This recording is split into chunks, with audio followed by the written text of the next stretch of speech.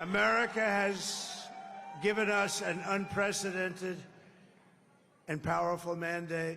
When Donald Trump is sworn in as U.S. president for the second time in January, he will face far fewer limits on his power. Some of the guardrails Trump encountered during his first presidency no longer exist, says Reuters correspondent Andy Sullivan. Trump has a lot more allies on Capitol Hill. Think the independent-minded senators, people like John McCain, who gave him so much trouble first time around, they're largely gone. They've been replaced by lawmakers who owe their careers to Donald Trump. They're much more willing to do what he wants. We have a country that needs help.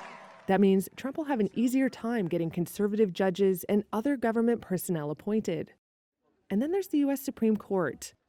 Sullivan says the country's top court has already handed Trump important victories. They've given him what basically amounts to a blank check by saying back in June that presidents can't be held criminally liable for actions they take in office. This will have the practical effect of getting rid of 2 of his criminal prosecutions, and also going forward gives him a lot more latitude to do stuff that would be illegal. For example, calling in troops to get deployed on U.S. soil. That's against the law, but he can't be prosecuted for that at this point.